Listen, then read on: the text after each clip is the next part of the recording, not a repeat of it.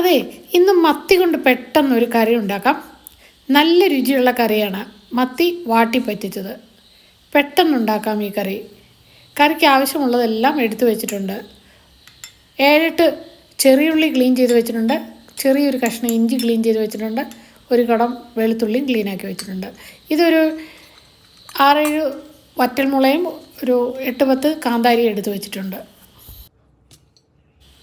ഇത് 3 കഷ്ണം കുടംപുളി വെള്ളത്തിൽ സോക്ക് ചെയ്ത് വെച്ചിരിക്കുന്നതാണ്.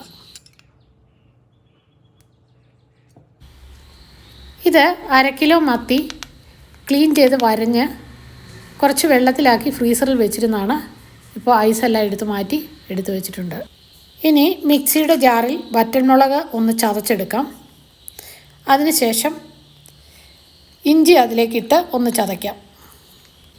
അതിനുശേഷം ഉള്ളിയും വെളുത്തുള്ളിയും കാന്താരിയും കൂടെ ഇട്ട് ചതച്ചെടുക്കാം.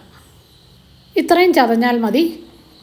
ഇനി ഒരു ചട്ടി അടുപ്പിൽ വെച്ച് ചൂടാകുമ്പോൾ എണ്ണയൊഴിച്ച് കടുകും ഉലുവയും പൊട്ടിക്കുക.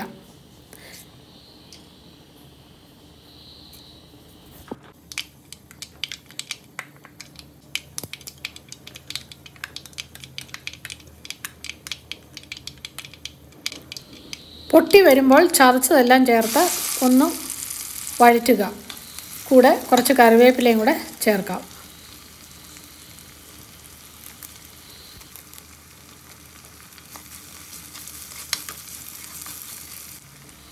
ഉപ്പ് ചേർത്ത് കൊടുക്കാം. ചെറുതായി ഒന്ന് വഴന്നാൽ മതി.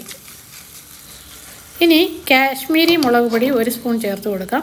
കുറച്ച് മഞ്ഞൾപ്പൊടിയും കൂടെ ചേർക്കാം.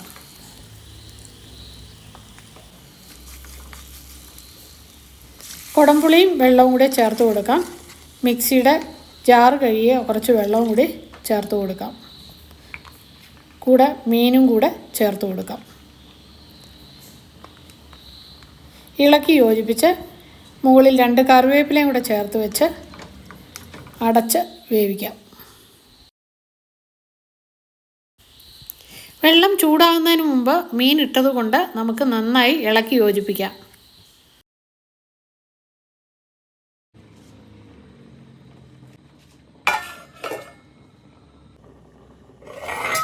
ഇടയ്ക്ക് ഉപ്പൊന്ന് ചെക്ക് ചെയ്ത് നോക്കാം.